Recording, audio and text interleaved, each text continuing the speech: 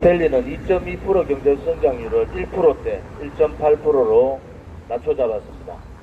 한국은행은 급히 금리 인하를 통해서 선제 방어에 들어간다고 하지만은 지금까지 소득 주도 성장이 잘했다는 문재인 정권에 대해서 한국은행이 경고를 한 겁니다. 지금 한국은행은 2.5%의 성장을 2.2%로 하지만은 전 세계의 모든 경제학자들은 한국의 경제가 더 이상 회생불능으로 갈 가능성이 높다 이렇게 얘기를 합니다.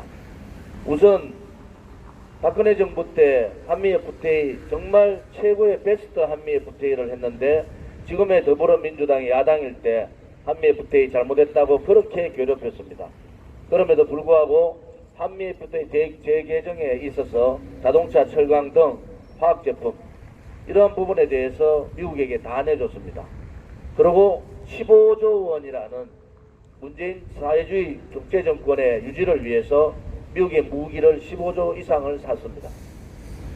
한미 FTA 영향은 아직 시작도 안 됐습니다. 미중 무역전쟁 이제 시작에 불과합니다.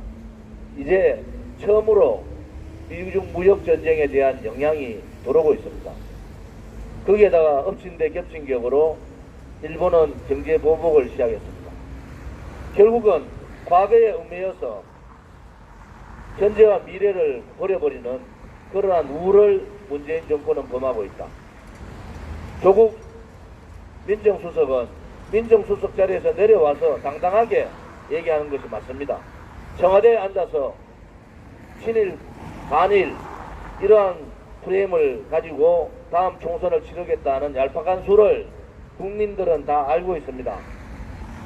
지금 현재 문재인 정권이 하고 있는 것은 적폐청산 프레임이 거의 다 잘못된 것으로 나타나고 그들이 얘기했던 소득주도 성장이 실패로 끝나니까 다음 총선에 100점 100패 참패를 할 수밖에 없는 상황입니다. 그래서 이번에 친일 반일 프레임을 들고 나와서 국민을 또 쪼개고 있습니다. 우리 공화당은 제안합니다.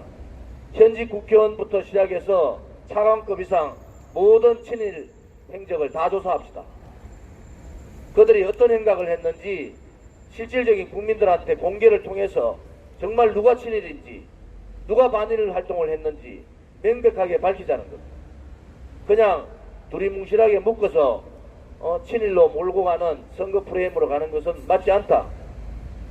그들이 자신 있게 얘기할 수 있는 것이 도대체 뭡니까? 저는 우리 공화당의 입장에서 봤을 때 가소롭다. 한마디로 박근혜 대통령의 불법 거짓 탄핵이 전부 다 거짓으로 드러나니까 다음 총선에서 이길 수 있는 확률은 더불어민주당이 저런 식으로 가면은 이길 수 확률이 힘들다. 단지 하나 소위 말하는 야당의 제1야당이 제 역할을 못하기 때문에 저희들은 거기에 대해서 걱정하고 있는 겁니다. 제1야당의 대표나 원내대표가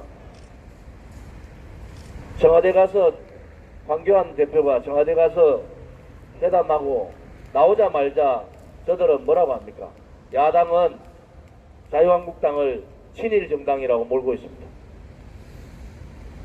원내대표가 교섭을 해야 될 원내대표가 그런 프레임으로 몰고 가면은 자유한국당이 바로 제재를 가해야 되는 거예요. 거기에 대해서 아무 말 못하고 그냥 슬쩍 넘어간다고 되는 문제가 아닙니다. 이 문제는. 그런 식으로 해서 다음 총선을 어떻게 치르려고 하는가 자유한국당한테 경고를 하겠습니다.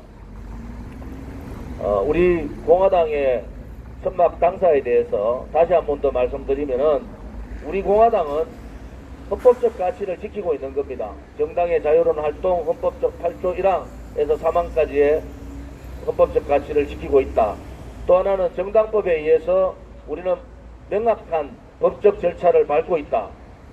서울시의 내규로 정당법이나 헌법적 가치를 무시할 수는 없다.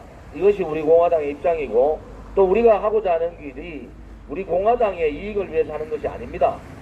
바로 2017년 3월 10일 돌아가신 5분에 대한 진상규명을 하자는 겁니다. 그리고 책임자 처벌을 해야 되지 않습니까?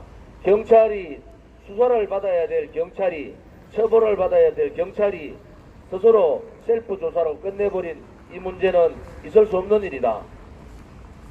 아무런 저항하지 않은 5분이 헌법재판소 앞에서 2017년 3월 10일 돌아가셨는데 이것을 묻고 가는 것은 진실도 아니고 정의도 아니다, 이런 말씀을 드리겠습니다. 오늘은 천막 당사투쟁 74일째, 박근혜 대통령의 옥중투쟁 844일째 되는 날입니다.